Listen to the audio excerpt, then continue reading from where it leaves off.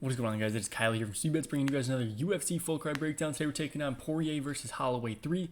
This card right here, on paper, it doesn't look like the best, but I think every single one of these fights has a chance to be an absolute scrap. We should see a lot of finishes. We should see a lot of excitement here. Yeah, I'm a little excited for the card. Paulo Costa's back. If you guys have been here for a while, you know that's my boy. I've been a fan of Paulo Costa since forever, man. Since I started watching fights, I think the dude's hilarious. He is legitimately a good fighter. He just happens to not care, so might not be picking him, but he is one of my favorite fighters to watch. Then we got some exciting debuts. We got Islam Dulatov coming in. He's going to be exciting. We got a whole bunch of good stuff. And you guys want to join the Discord, top link in the description. We're talking about fights. We're talking about baseball, hockey, football, basketball, everything going down in there. Totally free. There's no charges. If you guys are curious to see where I'm placing bets and stuff, again, it's not financial advice. I'm not telling you guys to go gamble on this. I'm just telling you guys, if you're going to be gambling on the fights, you might as well do it with someone that knows what they're doing. I have all my stuff tracked. I'm actually going to start doing a third-party tracking on like MMA bet tips because I know that's a lot more respected than my Excel sheet, but it's still every single bet that I've ever sent out is on the Winnable, totally free. Like, you don't have to pay to see it or anything. Every single bet that I've sent out is on there, so you can go back to verify that I'm not like bullshitting or fudging my results or anything. But yeah, I mean, it is what it is. I have my upgraded Excel spreadsheet, so I know that I am clearly doing all right. We're killing the regional MMA. I think we're up close to 10 units on regional MMA. I've only been sending out bets for the regional MMA for the last, I think, probably month and a half. And it's been absolutely going great so far. We're having a good time doing that. And it's going to keep on coming. I'm going to send out some KSW bets this weekend. I think that's a pretty good card. Couple good spots there. PFL Africa this weekend. And we have the PFL Champions card. Dakota Ditchev, Johnny Ebel, and all those guys. And hey, I'm excited to see it. Let's get right into this, man. First fight opening up the card, we have Carly Judas coming back against Nicole Cagliari. Now, I don't know why Nicole Cagliari would take this fight, given everyone knows Carly Judas fought Nesta Kate on the Contender Series. It was an absolute war. They both threw like 150 significant strikes or more. They were both cracking each other, big elbows, big knees. It was an absolutely insane fight, even though it went to split decision. Dana White signed them both. Carly Judas, super inexperienced in her career, but she showed she had cardio, she had heart, so Dana took her in. And then Nicole Cagliari's coming off the fight against Nesta Kate, where she got a couple takedowns, but it wasn't enough because the range, everything like that was too much. She couldn't close the distance enough. The takedowns were getting stuffed, and she just kind of got beat up from range. Carly Judas is like a clone of Nesta Kate. We saw that on the Contender Series. I guess Nesta's a little bit better, and it was a split decision against Nicole Cagliari too. But I think this fight has a lot of potential to look exactly like the fight that Nicole Cagliari just lost. I mean, I think the takedown defense of Carly Judas has not been tested. That is something to note. And Carly Judas throws a lot of kicks. That's very important. Carly Judas's game is primarily kick-based. A lot of head kicks. Like a lot of head kicks and body kicks. And Nicole Cagliari is a grappler. She's a very good grappler. Good submissions, good control. She's not like primarily going out there with the only plan to grapple.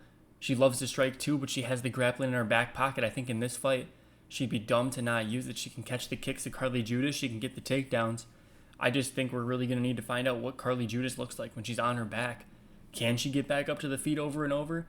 Nesta Kate did a very good job stopping the takedowns, controlling the flow of the fight.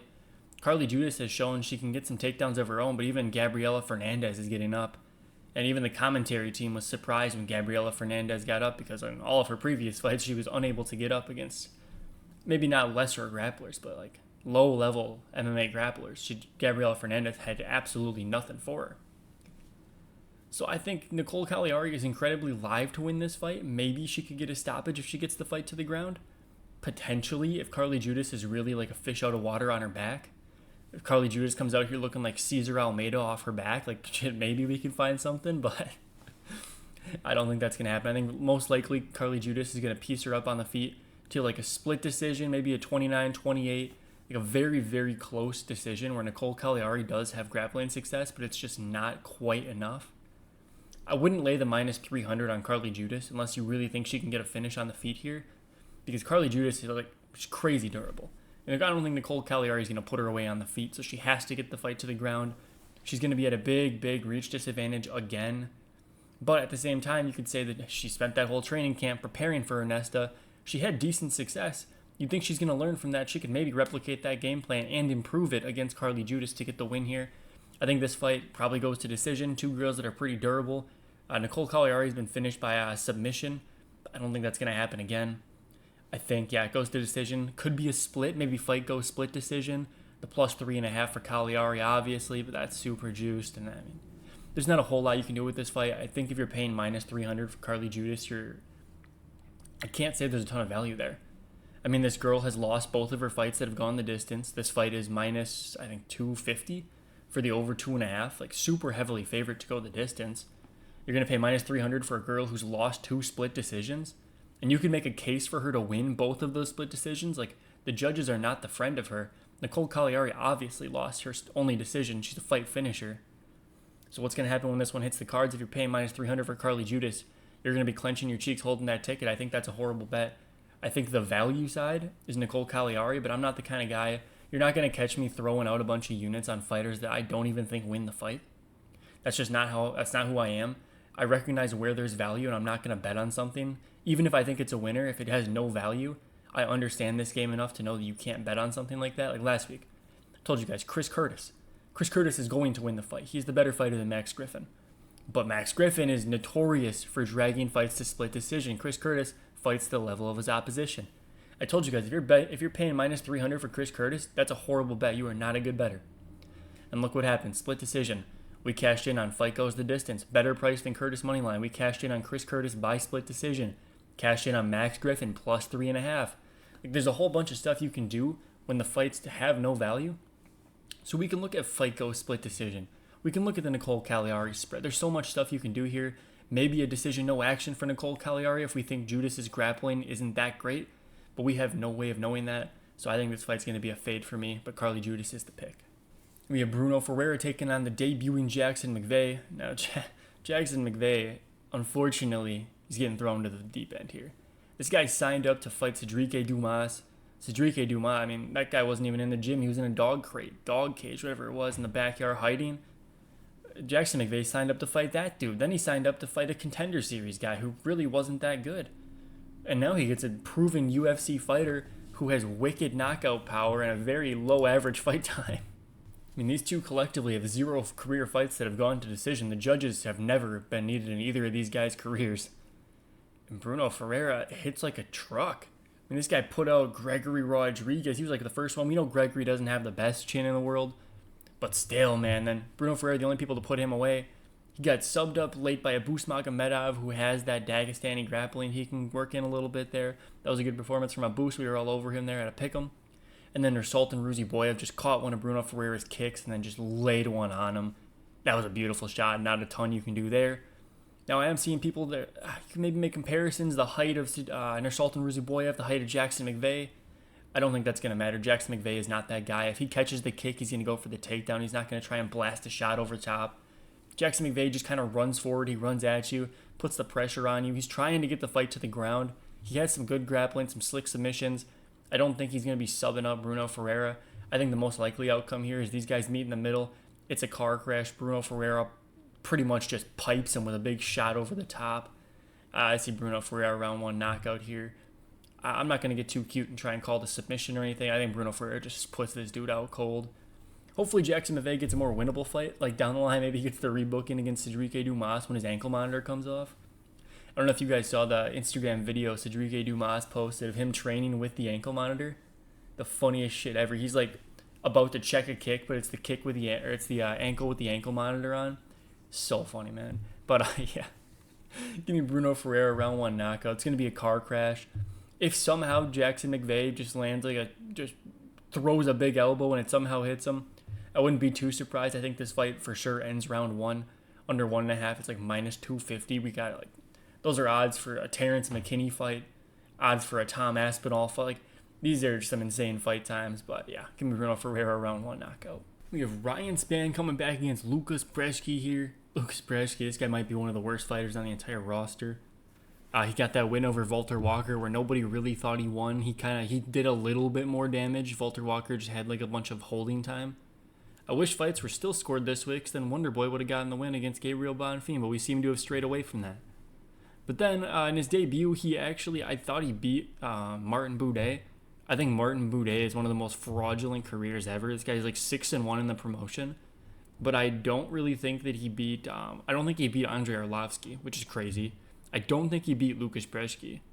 And obviously, he got knocked out by Shamil. And then he gets like Uran Saltibaldiev on his debut. Now he's getting Buchecha in his debut. I think Buchecha has a good chance against him, but still, I mean, Boudet's just a huge guy. You got to be really big to take him down. Anyways, back to this fight. Lucas Brzeski, this guy, he doesn't really do a whole lot. He doesn't have the most power in the world. He just kind of volume strikes you. He's going to throw actually a decent amount. For a heavyweight, he throws good volume. But ever since he popped for PEDs on Contender Series, it's like some male fertility drug that he was using to get more testosterone produced. Insane. But he popped on Contender Series. Still gets a fight in the UFC after serving his 1 year. Still gets a fight. He should have beat Martin Boudet, but he lost, whatever. Loses to Carl Williams, got rustled up. Loses to Waldo Cortez, knocked out in the first. Somehow beats Walter Walker, whatever. Knocked out by Mick Parkin. That's what I'm going to emphasize. How do you get knocked out by Mick Parkin? You guys remember when Marcin Tybura was fighting Mick Parkin and the commentary team said these exact words? They said, wow, Parkin's really having trouble with that speed of Tybura. What? Bro, if you are a 20-something-year-old prospect and you're having trouble with the speed of 40-year-old Marcin Tybura on the feet, you're done. Yeah, how is Brzeski getting knocked out by this guy? He literally has no chin. He has no chin. He has no power. He has no fight-ending ability. Ryan Spann, this dude's round 1 or nothing. This guy has 22 career wins. 5 of them come after round 1. It means 17 of this guy's wins are round 1. Every single one of his knockouts are round 1. I think almost all of his submissions are round 1. And then he has like 2 or 3 decision wins. Insanity. Ryan Spann is pretty much the now heavyweight Terrence McKinney. I mean, this guy's going to come out there, and if he doesn't get you out, well, shit, you're probably going to beat him. I think in this fight, we're going to find out really, really quickly whether or not Ryan Spann is done fighting. If he comes in fat as hell again and finds a way to lose to Lucas Brzeski, it's over. The career's done. There's no coming back from this guy's 1-5 in the UFC. And I mean, like, Ryan Spann should go out there and knock this guy out in the first round. Lucas Brzeski's been knocked out 4 times in the first round, all in the UFC. I mean, 3 of Lucas Brzeski's last 4 fights end with him unconscious at the end of the first round. Maybe not unconscious, but at least getting stopped because of a TKO. Ryan Spann cannot find a way to put this guy out of there in the first round. I've lost all hope. Whether it's a guillotine choke that he snatches up in the clinch, or whether it's just a knockout from wailing big hooks, Ryan Spann should absolutely win this fight, but I can't trust the man. All I did for this fight is I put a little money on Ryan Spann to win in round 1, like plus 150 for a guy who it's got a 17 out of 22 hit rate. I'd say any single amount of plus money, especially when he's a sizable favorite, is a good bet for me. So I took that one. And I just maybe I'll throw like a little sprinkle on Brzeski by decision, because Ryan Spann, man, this guy is not to be trusted. Do not be parlaying up Ryan Spann, please. We have Jimmy Croup taking on Marcin Prachnio. Now, I am about to go on a Hall of Fame rant right now, because Marcin Prachnio got submitted with the worst submission I have ever seen in my entire life last fight. He got arm triangled from half guard, which is, it's okay. It's okay. Across the body.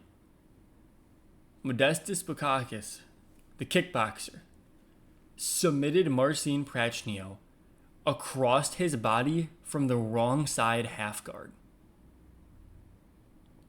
That doesn't work. I understand Prachnio was most likely just extremely gassed and tapped because he didn't want to be there anymore and he was just getting held in that position. That submission is not real. Sorry, I'm looking at the picture on my phone right now. If you see me looking down, that's what I'm looking at, because it's not up on the screen right now for me, but you guys will be looking at the picture that I'm seeing. All Prachnio really has to do here is, you see his left foot, he extends that straight to get it off of Bukauskas' leg, and then he places his foot on the ground and just does a bridge. Just pushes his foot into the ground to lift his hips off. And because because his shoulder is on the ground, his hands are connected, he has no post, Prachnio is blocking his right leg with Prachnio's right leg, so he can't post with the knee. You are going to roll.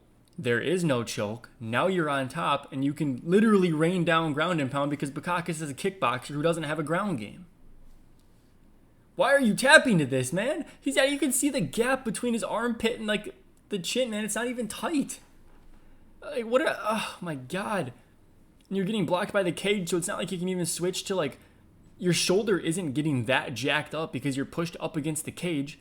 But the cage also isn't going to stop the roll because Bukakis can roll to his side here. This shit pissed me off so much, man. How do you get submitted by that? How? If Jimmy Crute does not submit this dude in like the first or second round, I've lost all hope. Jimmy Crute's been winless since 2020, but I'm picking him with confidence to submit Marcin Prachnio. He just got submitted by a submission that isn't real. Jimmy Crute's going to whip out the old Paul Craig Kimura on this guy. You remember when he hit Paul Craig with that Kimura? That's what I think is going to happen. I think Jimmy Crute should absolutely run through him. Jimmy Crute's wrestling sucks. Last fight. Don't even get me started on last fight. Literally, Bellato did a takedown, failed a takedown or something. Jimmy Crute ended up on top and 10-8'd Bellato because Bellato put himself on the ground. And then Jimmy Crute had zero ability to get the fight back to the ground for the rest of the fight. Zero ability. So it was a draw because he got a 10-8 and then he lost the next 2 rounds. Prachnio isn't that good on the feet. He isn't, man. He isn't that good. Jimmy Crute should absolutely run through this guy on the ground. It should not even be remotely competitive. Like, not even a little bit. I think Jimmy Crute round 1 submission with the Kimura's calling my name. Maybe it goes round 2. Prachnio needs to warm up a little bit in there. Start moving around. Then he gets tripped up. But Jimmy Crute, man, if he comes out there brawling with this guy, it's wraps. Prachnio's a very good karate kickboxer, good style. But that lead leg is so close, man. Jimmy Crute just has to grab that single, catch one of the kicks, anything to get this fight down. Maybe he even catches a kick, pulls him in, hits him with a big overhand, drops him, hops on top, submits him. But yeah, give me Jimmy Crute by Kimura. Or just any submissions they call it, but the Kimura is the exact one, so I can look really cool if it hits. But yeah, round 1, round 2. I'm going to go probably round 1 here. Jimmy Crute by sub. We have Adam Fugit taking on Islam Dulatov. I'm going to be 100% honest. Islam Dulatov is not good. Like, Dulatov just kind of runs at you, and he's so focused on throwing shots, like, while he's running, while he's blitzing, that he doesn't actually generate power, and he just pitter-pats around you with these, like, weird, in-close, like, kind of hooks that don't really do anything. Kind of like what I was just doing here, where he's just, like, swinging like this. On Contender Series, we saw it. Even the commentary is like, wow, that was 30 strikes that didn't do any damage. He needs to slow it down a little. Because when this guy steps back, he has a very good reach. When he throws that 1-2 down the pipe and it lands, it hurts people. We saw in his Octagon fight against John Palapologos, or however the hell you want to say this guy's name. I mean, this guy's a career jobber. He's been knocked out like 5 times. But Dulatov hurt him bad really early. And then Dulatov actually stuffed some takedowns. He showed some grappling defense. But he gassed out bad. The fight got stopped for a nut kick, so he had an extra minute of rest time, like after the first minute of the fight. And then he hurt him bad again. He got on the ground on top of this guy, and he got in close guard, and he just laid there in close guard for another minute. So we're in a 1-round fight. The fight ends in the first round. Ends at the last second of the first round. This guy has had 2 minutes of rest time. 1 laying on top in the close guard over this guy who's like already concussed, already basically unconscious. One of his eyes is swelled shut. He's just laying there, recovering, breathing heavy. He's getting his breath back. He's on top of this guy. And then on top of that, we have another, I think it was more than a minute, probably a minute and a half to 2 minutes of rest time. Because after he kneed this dude, he punched the guy in the forearm as the guy was coming down to block. So the punch slid off the arm and hit the guy in the cup. And then that Islam Dulatov just didn't stop. The guy held down like this, and he's trying to stop the fight. Dulatov just starts ripping hooks to this guy with his hands down. He drops him bad, and then the ref stops the fight. I don't know. Dulatov somehow still gassed out. He couldn't even stand after the fight. In a 1-round fight with 2.5 minutes of rest time, he cannot breathe after the first round. On the Contender Series, he showed good elbows in close, good knees in the clinch. He was popping that dude Antunes with some good stuff. Yeah, I don't think Dulatov is good, but he should be good enough to get through Adam Fugit. Because even in like the Michael Morales fight, where you're gonna say like it took Michael Morales 3 rounds. First of all, when I'm doing tape for this card and the last card, we had Jake Matthews, Max Griffin, Adam Fugit, and Nikolai Veretennikov coming up here. I've watched 4 Michael Morales fights in the last week and a half here. All I did is further reaffirm my knowledge that Michael Morales is not that guy. Michael Morales will never be champ. I think this dude gets chinned by most of the top 15. The way he comes in with his strikes, with his hands down, even Adam Fugit is ripping this dude with strikes, and the commentary team is commenting on it. They're like, Morales needs to be very careful here, and then Fugit hits him, but Fugit has no pop, no sting. So it's tough, because I don't see Adam Fugit as a round 1 knockout guy, which I think Morales gets done. And Adam Fugit, he's been the underdog in all 4 of his UFC fights, and he's won 2 of them. So statistically, it's been profitable to bet on Adam Fugit every single fight. And this is a time where, if you are a guy who likes to bet for value, I think this is the time to shine. Adam Fugit by decision? Come on, man. Even late, Adam Fugit to win in round 2 to start, Adam Fugit in over 1.5. Those are all incredibly live, because if Adam Fugit weathers that round 1 storm, Dulatov has nothing. I don't think this guy has a ground game. And when he's in the guard, he's escaping the armbar, but he's not passing the guard. This guy's literally unconscious with his guard open. Dulatov is just laying on top of him, recovering. He's not passing. He's not doing shit. I don't think Dulatov has a submission game. I don't think he has a ground game. I think the day this guy gets taken down, he's going to get stuck on his back, looking like Cesar Almeida on his back. The reason I'm saying Cesar Almeida on his back so much is I just watched the Roman Kopylov versus Almeida fight. And Cesar Almeida's tuning up Roman Kopylov bad on the feet. And then Roman Kopylov shoots like one of the worst takedowns you've ever seen, and Cesar Almeida just falls over. And they called Dean Thomas in round 3. They're like, Dean, what are your thoughts? Dean is beside himself. Dean is like distraught. Caesar's looking like a paraplegic. His legs don't work on the ground. It's like, holy shit, this guy literally has no idea how to grapple. And I think Dulatov is going to look similar to that. I think his ground game is going to be extend his arms as far as he can, pray that he doesn't get armbarred, and hope to push you away. Against a high-level grappler, he's going to get submitted. Against a good striker, I think he gets knocked out. I think he gets countershot. I think Adam Fugit's incredibly live to win this fight by decision, but I can't ignore the one time Michael Morales actually did blitz him hard and throw a flurry. He hurt him really bad and he finished him. Mike Malot's even hurting this guy a little bit. I mean, Adam Fugit has been hurt. He has been cracked. It's not a secret. He doesn't have a great chin. He doesn't have good striking defense. He gets hit. He gets hurt. If you're willing to go 1-for-1 with Fugit, he could draw you to a close decision, like the Josh Quinlan decision. It can be close. Dulatov's not a guy who goes 1-for-1. Dulatov has good power. He does throw in flurries, very, very reckless flurries, where he will get countered one day. But I think he's going to do just enough to overwhelm Fugit and to get the finish in round 1. But I want to make it very, very clear. Do not bet Dulatov at minus 600. This guy has seen the second round 2 times in his career. One of them he won over a guy who is 3-7 as a professional mixed martial artist. And I think the guy was a former boxer, so he didn't have anything besides boxing. And then his debut when he lost. Now that was forever ago, so I'm going to look past that. But he got dragged to a decision. Is it crazy to say that happens again? I think Fugit can absolutely win this fight by decision. I think that's a decently likely outcome because the alternative is just Dulatov flurries him and finishes him in the first. If Dulatov comes out here and wins a decision, I'll be very impressed. I'll be very, very impressed because he has not looked good at all. Especially when he empties the tank and he gets forced to grapple. Adam Fugit snuck in and got a takedown on Michael Morales. If Fugit sneaks in and gets a takedown on Dulatov here in the first round, I mean, albeit Morales negated any damage that Fugit would have landed and he got back up and then knocked him out. But still, Dulatov I don't think can do that. I think Fugit should try to grapple this guy, should try to stress that gas tank. If this fight hits the second, I don't know what's going to happen. But give me Islam Dulatov round 1 knockout. I hate saying all that stuff and giving you guys a lot of hope for Fugit here as a massive underdog just to go back to pick the favorite by round 1 knockout. I hate doing that, but it's just, I have to explain to you guys there's no value on Dulatov. If you're going to bet him round 1. Same thing I was saying about Teixeira last week. I picked Derek Lewis to win, by the way, first of all. Second of all, I said if you're going to bet this year, just bet him round 1. Why would you ever just take the money line at minus 300 when him to win in round 1 is plus money and he's only ever won in round 1?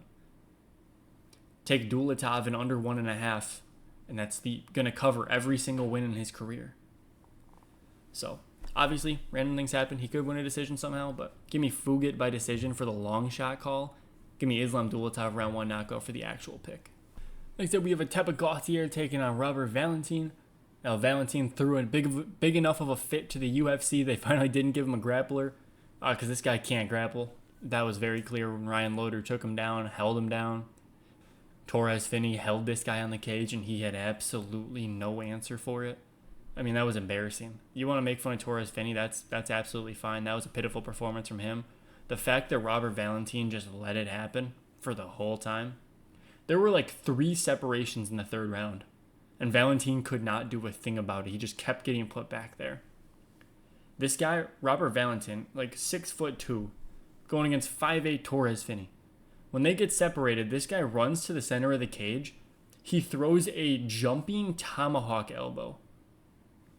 You don't have to jump to reach Torres Finney's head. What are you doing? Throw a knee, throw an elbow, keep your hands low because Torres Finney has thrown 10 strikes this fight. He's landed 4. He's not going to punch you. Keep your hands down so you can dig underhooks and pummel. Why are you putting both of your arms up to land a tomahawk elbow? It didn't land. He jumped too high and he swung over the head. Guess what? Torres Finney grabbed his hips, pushed him to the cage, held him again. I mean, this guy has no fight IQ. What do you... And then you see in his career, you're going to say, oh, he has no grappling. Why does he have so many submissions? You want to look, he's like 6 submission wins. Pretty much every single one of those fights, I just watched a lot of these. Every fight that I could find involves him dropping his opponent and then just instead of ground and pounding, he just chooses to grapple for some reason then. I mean, this guy can only grapple with like concussed opponents, apparently. Because when he's grappling against competent guys, he's not able to do anything.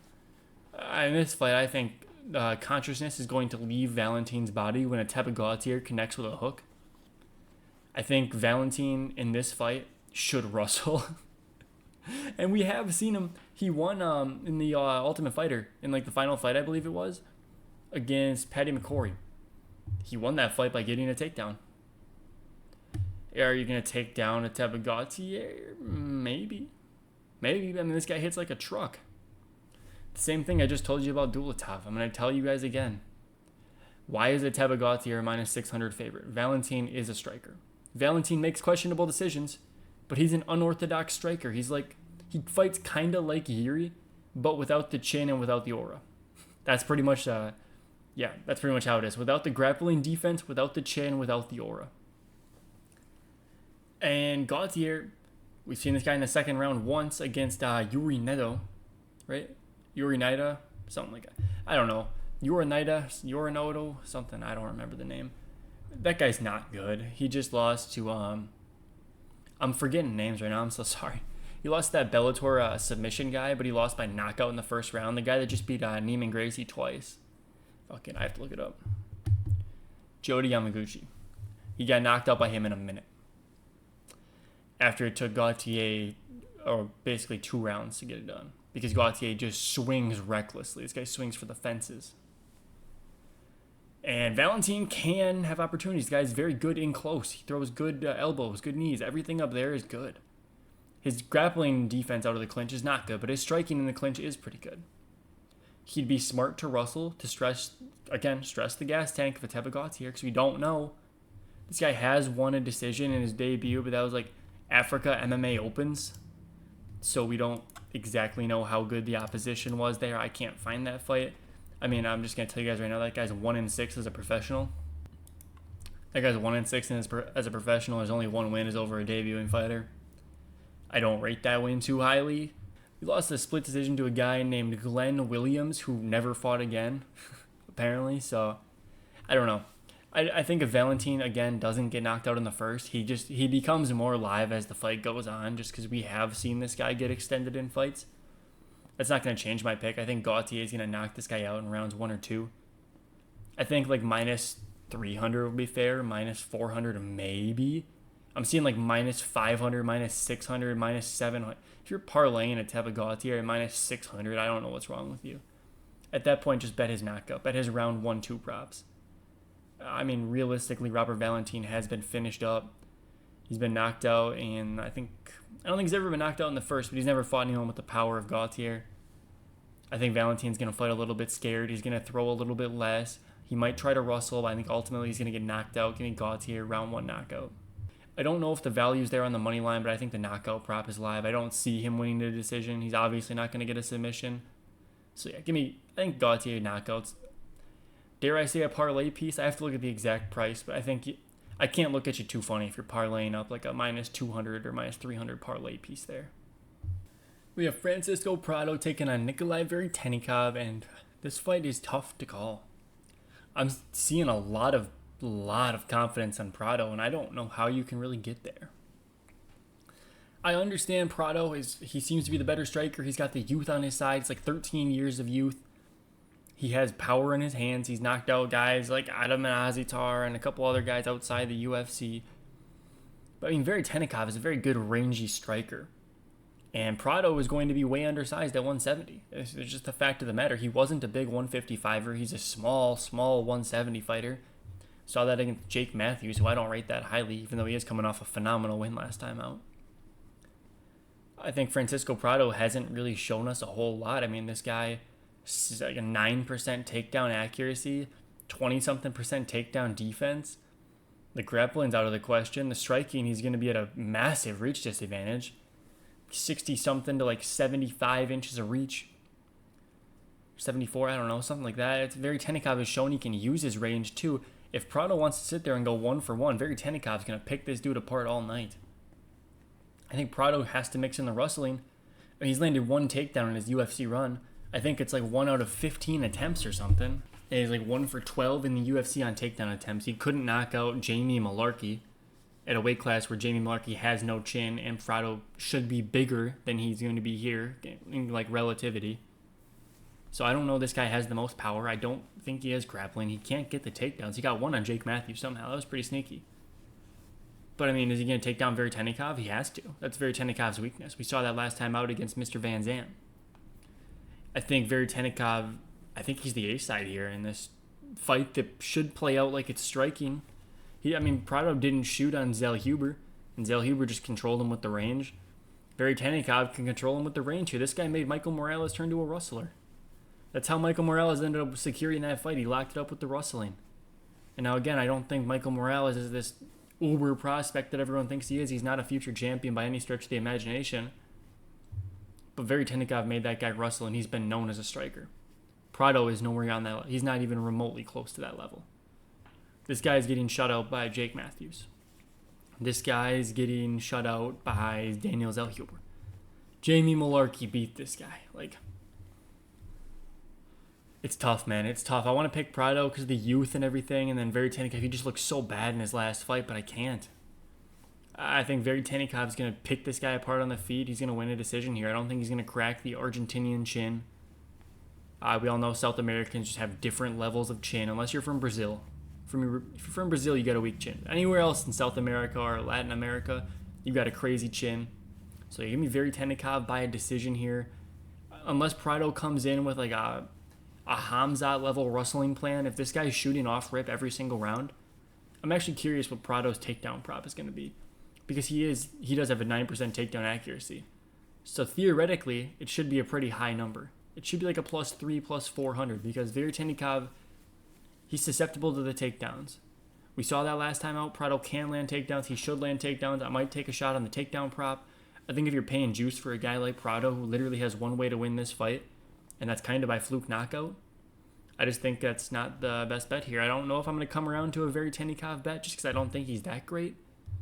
But if this line widens a little bit, I think I might have to take a shot around like the +150 mark, because I do believe he wins the fight. Then we have the human brick Marvin Vettori taking on Brendan Allen. A lot of people, and maybe I guess not a lot of people, my initial thoughts when I saw this fight, I'm thinking, is Brendan Allen going to be able to get the takedowns? Is Brendan Allen going to be able to win this fight with the takedowns? I'm looking through Marvin Vettori's fights. No, nobody's really taken down Marvin Vettori. You look at the Cannonier fight. Cannonier had 4 takedowns. Those are just big, like, blast kind of muscle takedowns, and Marvin Vettori just chooses to stand upright. Like, he's not getting controlled. He's not getting held down. Nobody is even able to take this guy down unless you just muscle him down and then he gets up. Brendan Allen isn't muscling shit. This dude's a fucking wimp. Like, that's coming from me. This guy's a wimp. I don't think Brendan Allen's good at all. I don't think Marvin Vettori's good at all either. I think this is an extremely low-level fight that's going to play out on the feet. I think Brendan Allen's going to be working the jab, the 1-2. Marvin Vettori is going to be just blocking with his forehead, absorbing all these shots. He's going to take a lot of damage. Maybe not a lot of damage. It's Brendan Allen. And unless Brendan Allen wants to throw one of those overhands that he has, where he like cocks it back and then winds up from like downtown to throw the overhand. But even then, Marvin Vettori, he's like, I think he's slightly quicker than Brendan Allen, so maybe he can throw in a check hook to deter that. I mean, the story of Marvin Vettori's career is he's not going to get a finish. He's certainly not going to get finished. And I mean, yeah, Brendan Allen, it's more or less the same. It's rear naked choke or bust as of recent.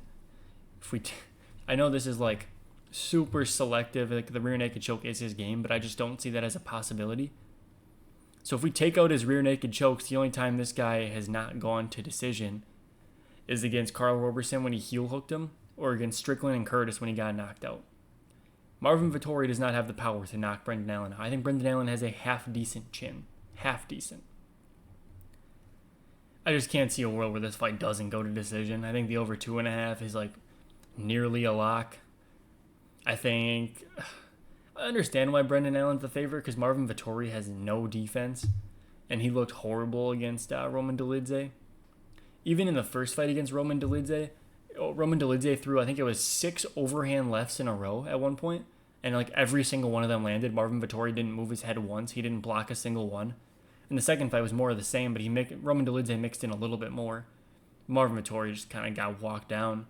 I don't think Brendan Allen's going to walk anyone down, but he should be able to win this fight pretty comfortably with his striking. His boxing's okay.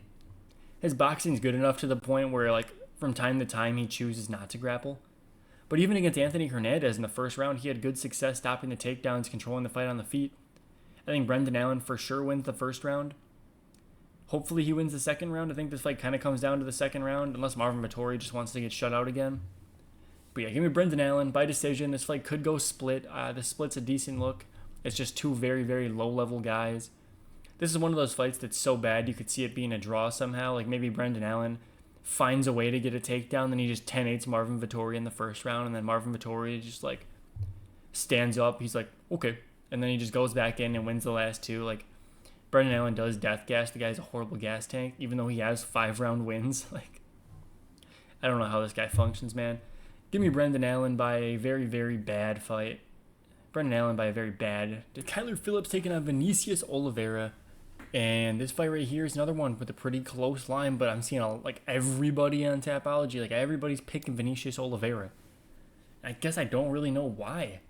I mean, Kyler Phillips, yes, he lost to Rob Font. Yes, he gassed out. That was a horrible look. Vinicius Oliveira, I mean, this guy, he doesn't fight. I don't know how to put it. This guy doesn't look like he knows how to fight, but it just kind of works out. Against Sopai, he was getting like taken down, controlled a little bit. He ended up getting back up. Obviously, he got the knockout. He cracked him on the feet.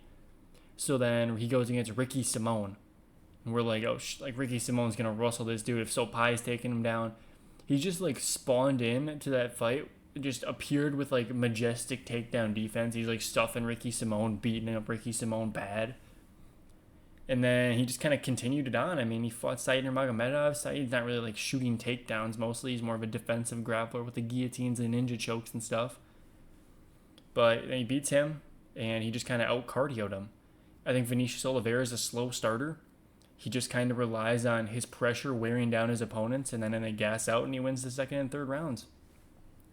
And I guess in this fight, given that Kyler Phillips has gassed out before, gassed out really bad last time, you have to go Vinicius Oliveira. I mean, I don't think Vinicius Oliveira is a guy that I'm willing to lay juice on.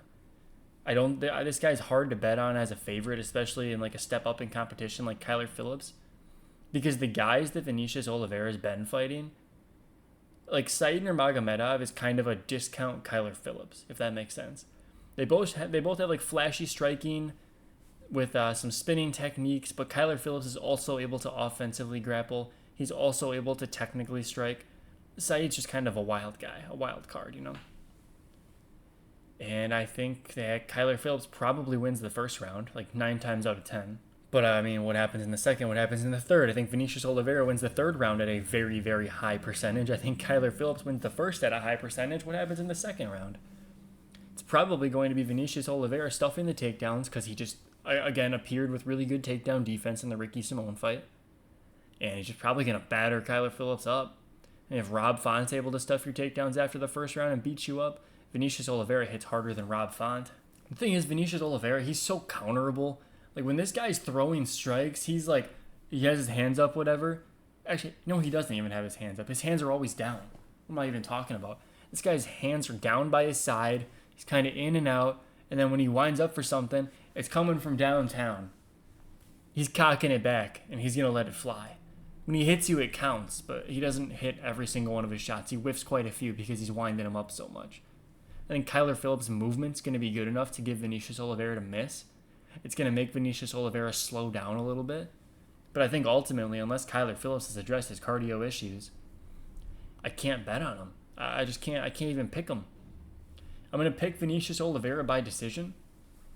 I think that I would not bet Vinicius Oliveira on the money line because Kyler Phillips has a pretty good chin. This guy's pretty durable. Vinicius Oliveira has been knocked out 3 times. Kyler Phillips never been finished. Vinicius Oliveira gets knocked out because guys countershot him. Kyler Phillips can do that. He doesn't have the most sting. This guy, Kyler Phillips, isn't a knockout guy. But he's so live to land a counter. Every time you're fighting Vinicius Oliveira, you're live to land a counter shot. That's just the style that he fights with. He went against Ali Taleb over in UAE Warriors. Ali Taleb, he's having success over in the PFL. We actually picked him and bet on him in his last fight. Not against Lapalus, but against Richie Haas or something. Haas something. Rashid maybe. I don't know, something Haas, the Haas we bet against him, and that was for a decent size wager. But yeah, Vinicius Oliveira should get it done, given the cardio of Kyler Phillips has never shown up. Yeah, I think if I could rely on Kyler Phillips to have good cardio for a full 15 minutes, and I could know that he could threaten takedowns, because that's the thing, you have to threaten takedowns against Vinicius Oliveira. He's going to defend them pretty well because his hands are already low, they're already by his side. So if you make sure that he really keeps them down there, you can light this guy up upstairs. His head movement isn't the best. It's okay. But his power is kind of just what he relies on. It's those big shots. You can stay safe from those. You can play your head movement, your defense, and you can light him up for 15 minutes. You're going to beat this guy. Or if you're able to have one-shot knockout power on a counter shot. Those are the 2 ways Oliveira is going to lose. Sadly, I don't think Kyler Phillips can do that game plan for 15 full minutes. He hasn't shown me that he can do that. The cardio just simply isn't there. But if he did have that, I'd probably be throwing down quite a bit on him as a decent underdog here. But yeah, you won't catch me betting on Oliveira at the minus money tag. I think I can't bet on this guy anything pretty much as a favorite, as a big favorite over any ranked fighter.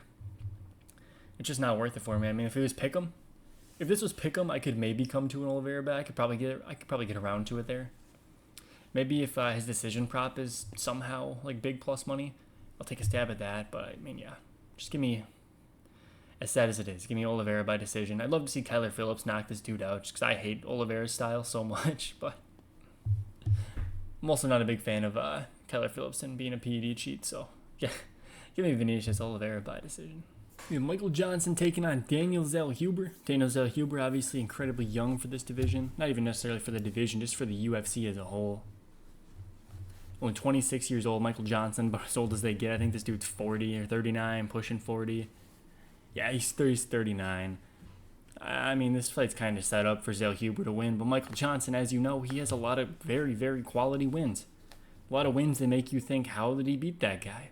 But I think that Michael Johnson's more in the past. I mean, he hasn't had a good win in a long while. It's like Ottoman Azitar. Okay, like you're expected to win that. Darius Flowers. Darius Flowers isn't great. Mark D. Casey, that was actually a pretty good win. That might be the one win where you can think, I don't know how he won that fight.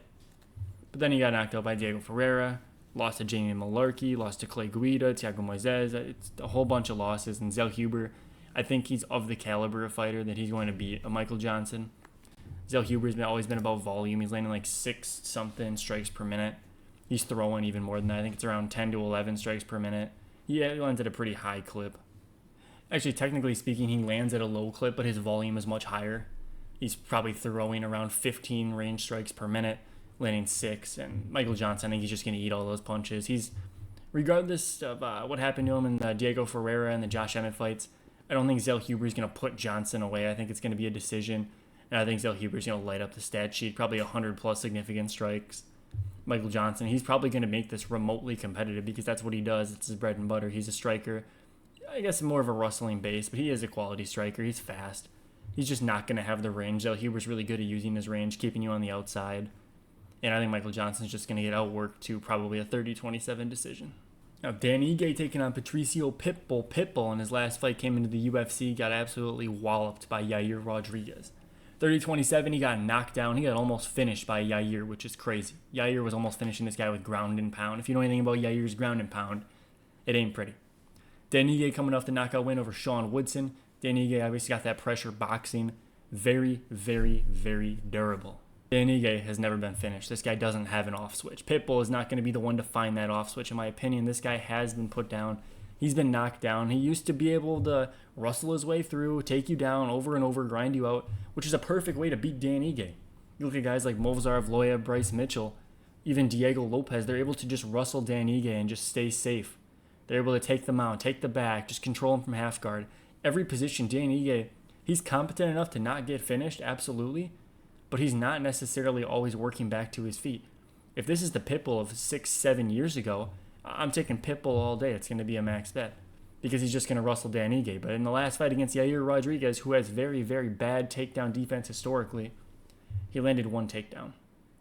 And against Dan Ige, whose takedown defense isn't great, I don't see him being able to land enough takedowns to keep this fight competitive. I think Dan Ige is going to box him up. I think Dan Ige is even live to finish this guy. I mean, the bet that I run every single time Dan Ige has fought since I've been doing this, it's Dan Ige inside the distance, decision no action, or the finish only money line. In this case, it was the same as his money line, minus 215-ish. He's like minus 200. The line I got was minus 220.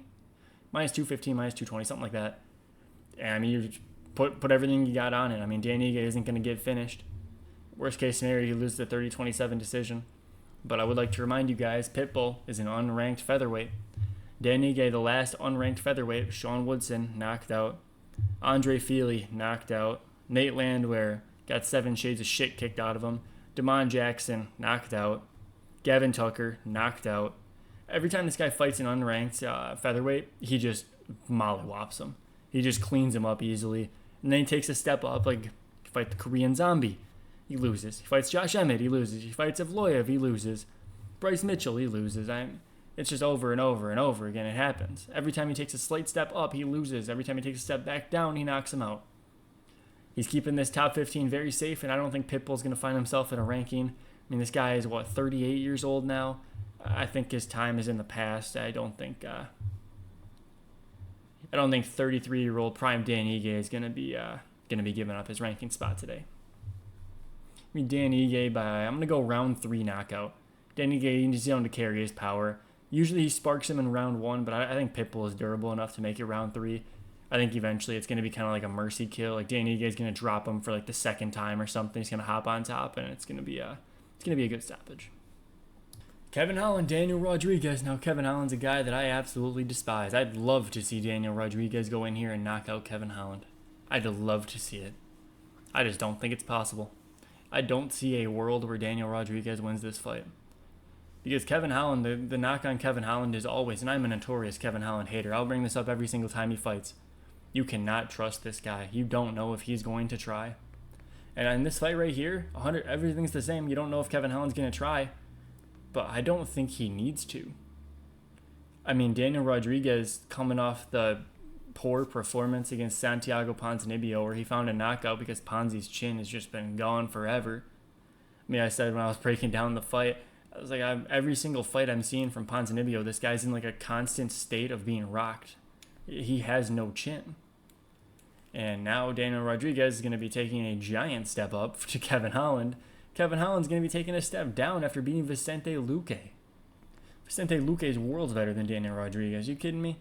I think this fight, Kevin Holland could come out here fat, bloated, just got done smoking, doesn't care. He could have one hand. I don't even know. He could be texting during this fight with one hand, and he'd still beat Daniel Rodriguez.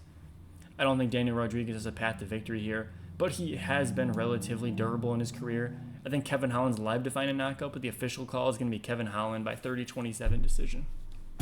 We have Paulo Costa taking on Roman Kopylov. Now, Roman Kopylov coming off that controversial stoppage over Chris Curtis. We're at the last second of the fight where the ref stopped the fight for no apparent reason. Roman Kopylov dropped Chris Curtis, and then he walked away because the fight was over. There was 1 second left. And then Chris Curtis probably realized the fight was over, so he didn't make that much of an effort to stand back up, and the ref stopped the fight. Now, Kopylov would have won the fight regardless. It was 1-1 going into the third. Kopylov with the knockdown would have gotten the decision. So it didn't change the outcome, but don't think that was actually a knockout. He landed a good shot. He dropped him. Absolutely. That wasn't a knockout win. Paulo Costa coming off the questionable performance against Sean Strickland, where he didn't really do a whole lot. But I think that's more Strickland than anything. This guy, he marches with his high knees, constantly feinting, avoiding the leg kicks. Sean Strickland, he's just a hard guy to hit in the head. He's got his head back. He's got his hands blocking. He's shoulder rolling everything. He does a great job protecting his head. Paulo Costa landed, I think, 46 leg kicks on him. Now, a lot of them are checked while Strickland is doing that march forward, so it doesn't affect him as much, but that is important to note in this fight. Kopylov, he does stand heavy. Cesar Almeida was having good success chopping the legs of Roman Kopylov. Cesar Almeida chopped the legs, and then he was able to light up Roman in the last round. Now, also, Paulo Costa working with 84 body shots against Sean Strickland. 84 significant body strikes. We all know Roman Kopylov is a big bag of gas. Paulo Costa, because Roman Kopylov, he stands that southpaw stance, puts his liver right out in front. All I'm saying is Paulo Costa's lead leg is fast. You can say what you want. Paulo Costa might not show up. He might not care about winning. Paulo Costa is still going to throw. 100%. Whether he tries to really set up his combinations or if he's going to be stuck throwing one at a time, Paulo Costa does throw. His lead leg kick to the body, to the head, to the leg. His lead leg is very, very fast. When he was fighting Robert Whittaker, he was throwing head kicks and he was landing head kicks. And he threw the spinning head kick where he rocked Whittaker. We all know that. That fight, obviously, that was a 2-1 Whittaker win. Paulo Costa didn't really throw anything for the last 2.5 minutes of the third round. I don't know what he was doing. He couldn't figure out Whittaker's movement. But I think that's Whittaker's movement, Whittaker's pressure. Sean Strickland constantly moving, constantly pressuring. I mean, he's fighting guys, with the exception of the Marvin Vettori fight, where Marvin Vettori was just fat. Paulo Costa clearly didn't care. He was trolling Marvin Vettori. With the exception of that fight where Paulo Costa clearly could not be bothered to fight. This guy does very well against fighters that stand straight and just throw. Not necessarily standing square, but they just stand still to throw. Kopylov, he does that. He uses his legs. His kicks are his best weapon. Paulo Costa was getting his leg chewed up by Whittaker a little bit. Kopylov isn't throwing a crazy amount of leg strikes. We haven't really seen that. His body work is some of his best work. I mean, he's going to come up top. Paulo Costa is historically durable. Izzy caught this dude with a perfect shot right on the temple to put him out. I don't think Kopylov's going to do that. Paulo Costa was eating flush combos from Whittaker, and he had a 1-2 head kick from Whittaker and just stuck his tongue out and laughed at him. He did not give a shit. Kopylov isn't knocking out Paulo Costa. If you look at the sportsbooks, Paulo Costa to win one round, the plus 3.5, it's minus 200 something. The whole world knows that Paulo Costa is going to win at least one round in this fight. Because he does it every single fight, man, with the exception of the Adesanya fight. He always finds a way to win one. Roman Kopylov, he just isn't that good. He's going to probably give up the third round, if anything. I could even see Paulo winning the first. Paulo probably wins the first and third. But the first is going to be tough because that's when Roman Kopylov is fresh, so I can't even say it. I think Kopylov's going to win the first round. He just goes all out, balls to the walls in the first round, and then he gasses himself out. If Roman Kopylov tries to grapple Costa, he's done. He was wrestling Cesar Almeida, and he was horribly, horribly gassed. That was a horrible performance.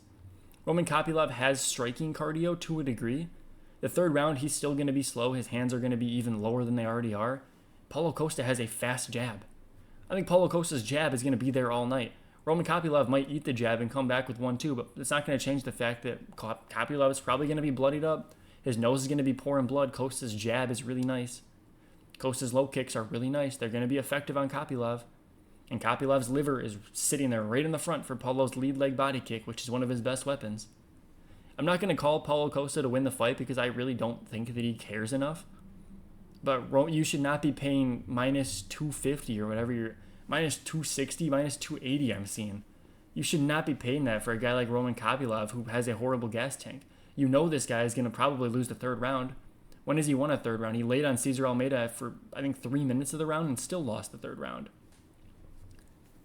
I mean, how can you trust this guy? You can't. If you think he's going to knock out Paulo Costa, then sure, the price might be fair. But, like, who? Adesanya with the perfect shot? Nobody else is rocking Paulo Costa. Nobody else is dropping Paulo Costa. I think Yoel might have dropped him once.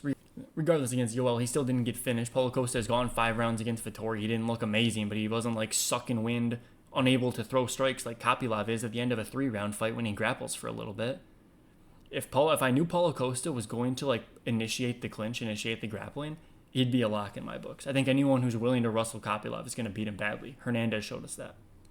Paulo Costa hasn't shot a takedown in a long time. If he didn't shoot on Strickland, he's not going to shoot on Kopylov. He's going to stand there. He's going to bang. It's going to be a competitive back-and-forth striking fight. I see Kopylov probably winning. I could even see a split decision, like a split 29-28 decision. If it goes to Paulo Costa, it goes to Paulo Costa, but the official call is going to be Kopylov by split decision. 29-28 across the board. 1 for Costa, 2 for Kopylov. I think Kopylov is a good fighter. It's like, technically, he just doesn't have all the tools yet. He doesn't have the cardio to mix the martial arts.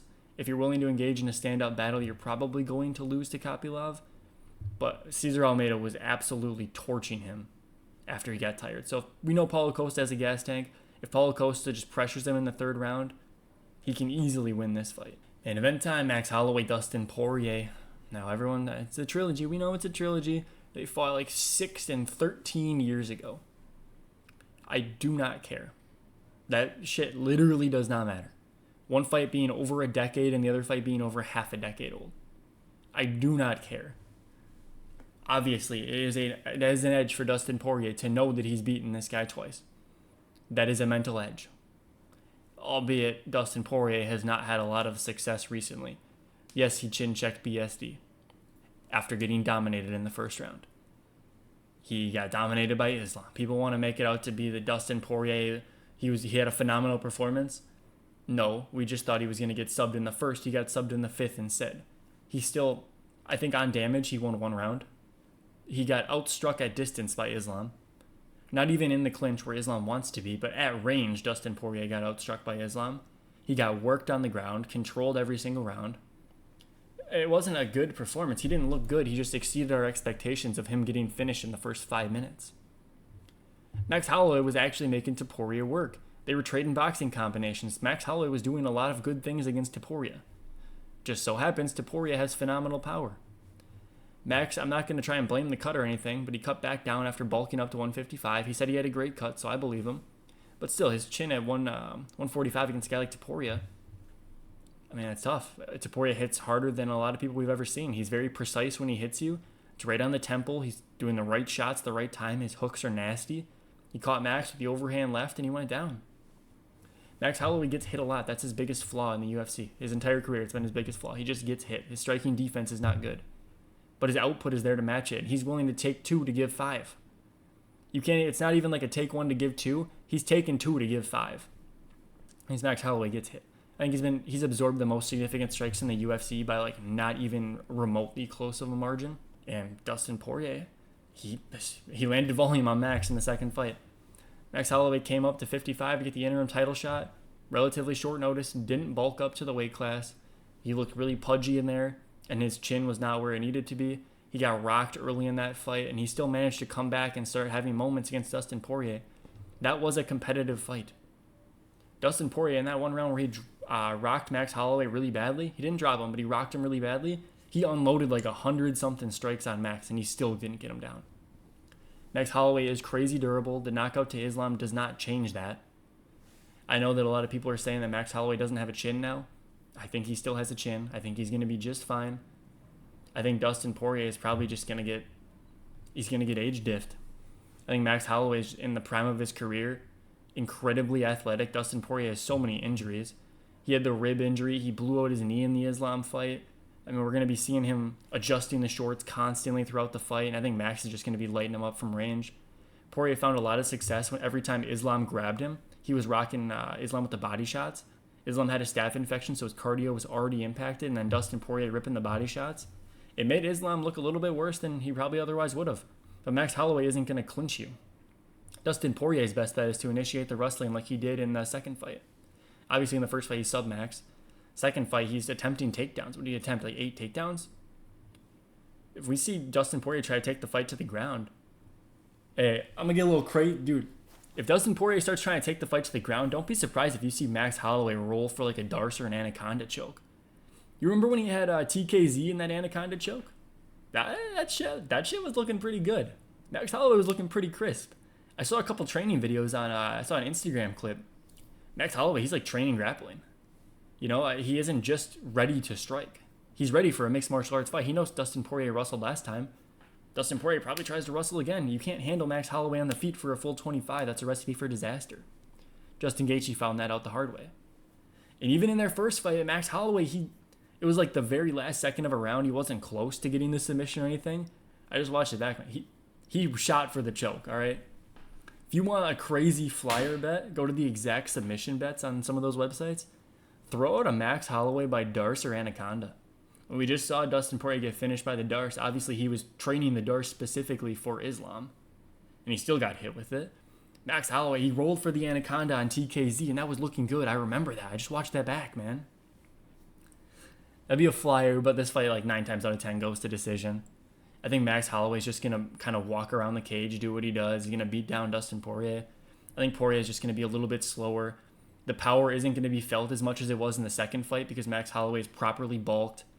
And when Max Holloway went up to fight Justin Gaethje, he said he didn't want to sacrifice his speed for strength. He wants to keep his speed. He wants to keep his volume. It's his best attribute.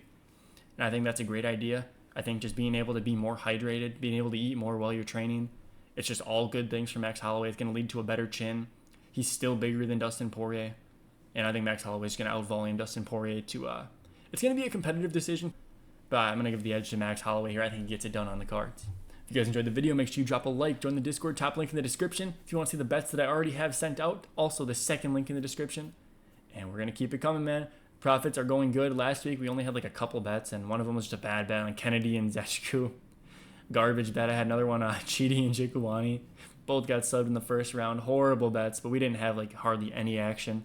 I'm going to be sending out bets for this card that are already out. We're going to be taking on the PFL whenever they drop their lines. I'm going to have a couple KSW bets, I believe. There's a couple spots I like. And yeah, we'll catch you guys in the next one, man. Peace.